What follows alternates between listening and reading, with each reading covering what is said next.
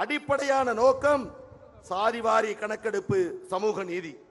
அருமை சொந்தங்களே, தமிழக அரசில் 398 IAS அதிகாரிகள் இன்றைக்கு பணியிலே இருக்கிறார்கள். 398 IAS அதிகாரிகளில் 20% மக்கள் தொகை கொண்ட வன்னியர் சமூகத்தில் வெறும் 18 பேர் மட்டும்தான் இன்றைக்கு IAS அதிகாரியாக இருந்து கொண்டிருக்கிறார்கள். இது வெறும் 4.8 விழுக்காடு மட்டும்தான். ஒரு அரசினுடைய கொள்கையை, ஒரு அரசினுடைய நிலைப்பாட்டை, இந்த மக்களுக்கு வழங்கக்கூடிய திட்டங்களை நிறைவேற்றக்கூடிய அரசு செயலாளர்களில் வன்னியர்களுடைய நிலை என்ன என்பதை புரிந்து கொள்ளுங்கள். இதற்காகத்தான் சாதிவாரி கணக்கெடுப்பை நடத்துங்கள் என்று நாம் கேட்டுக்கொண்டிருக்கிறோம். இந்த நேரத்தில் அன்போடு கேட்டுக்கொள்கிறோம். கலைஞர் சொன்னார், அண்ணாவினுடைய ஆசைப்படி அவர் அருகிலே என்னை அடக்கம் செய்யுங்கள் என்று கேட்டுக்கொண்டார்.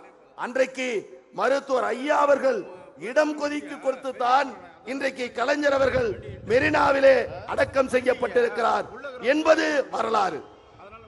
கலைஞருக்கு இடம் கொதிக்கு கொடுத்த பாட்டாளி மக்கள் கட்சி இந்த உழைக்கும் வர்க்கத்திற்கு இடஒதுக்கீட்டை கேட்கின்ற பொழுது அதை கொடுக்க மறுக்கின்றார். மருத்துவர் ஐயா கலைஞர் அவர்களுக்கு அந்த போர்த்தி அவருடைய மஞ்சள் துண்டோடு தான், அந்த அடையாளத்தோடு தான் தமிழக அரசியலில் வலம் வந்தவர். அவருடைய மகன் இன்றைக்கு ஸ்டாலின் அவர்கள் பாட்டாளி மக்கள் கட்சி எழுப்பக்கூடிய இந்த கோரிக்கையை திரும்பி பார்க்காமல் இருந்து கொண்டிருக்கக்கூடிய வேளையில்தான் இன்றைக்கு இந்தியா முழுவதும் தேசிய அளவில் சாதிவாரி கணக்கெடுப்பை நடத்தப்படும் என்ற ஒரு வரலாற்று சிறப்புமிக்க ஒரு தீர்மானத்தை அமைச்சரவை கொண்டு வந்திருக்கிறார்கள்.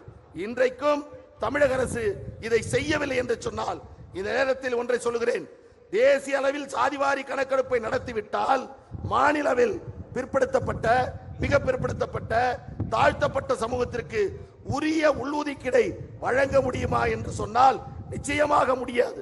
மாநில அரசிற்கு சாதிவாரி கணக்கெடுப்பு நடத்தும் அதிகாரம் இல்லை என்று இன்றைக்கு ஸ்டாலின் சொல்வது தற்கொலைக்கு சமமானது.